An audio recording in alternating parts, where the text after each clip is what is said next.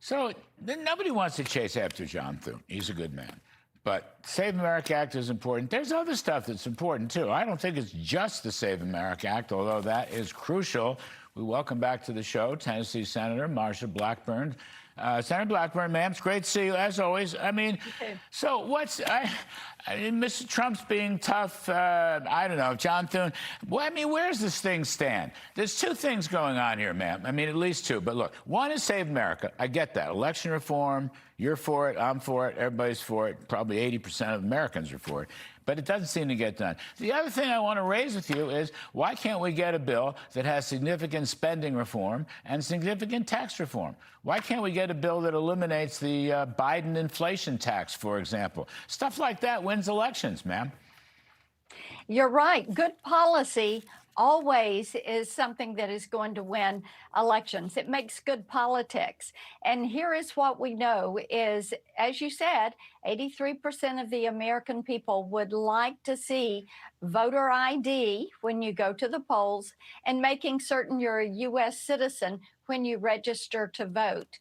And I have worked tirelessly on this. Last Monday, I led my colleagues in an effort to try to push forward on this. What we're doing is we're going to break this apart and pass it one piece at a time so that we can get to the votes that we need. I'm looking forward to doing that. We also had a bill come over from the House that deals with keeping members of Congress from trading stocks. And Larry, as you know, that is something that I have been for. And attached to that is the voter ID.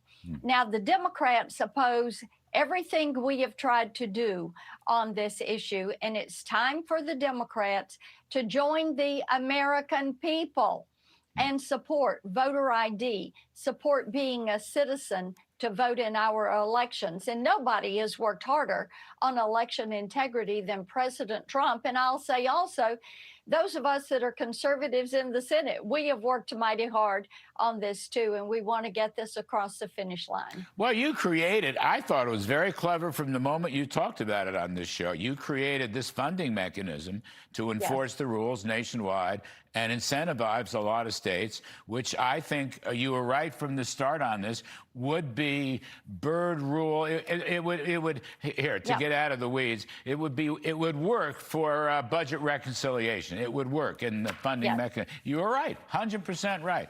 I'm just saying that's good. The military stuff is good. But I think, look, polls are coming out showing folks don't know not only what's in the one big, beautiful bill, but how well it's worked. The lowest quartiles have had the greatest gains, not the wealthy, but the lowest quartiles. And by the way, why not push something in there that would get people out of paying the Biden inflation tax? Something to do with cap gains or the allowance for cap gains for selling a home. This stuff, growth sells. Corruption doesn't sell. I mean, Newt Gingrich says all they want to do is have big government socialism and weird values. I love that.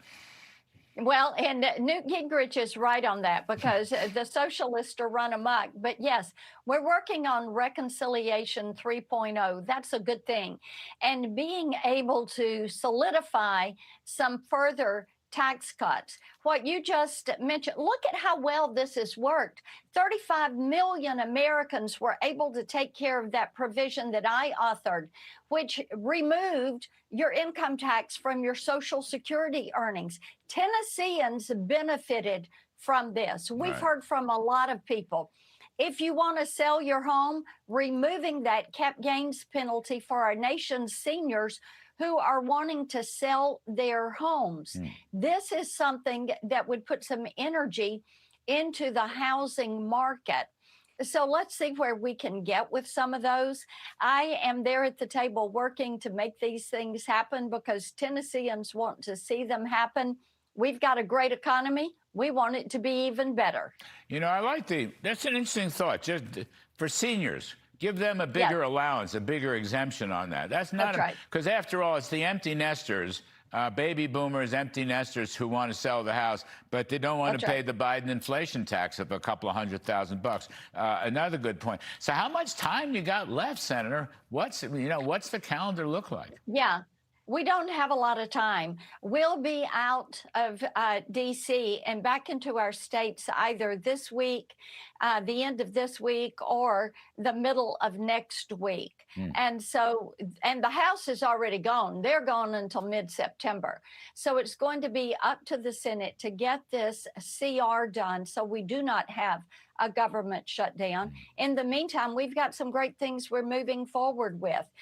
The ban on trading stocks, FISA, making certain that we get the NDAA finished. All of these things are on the to-do list.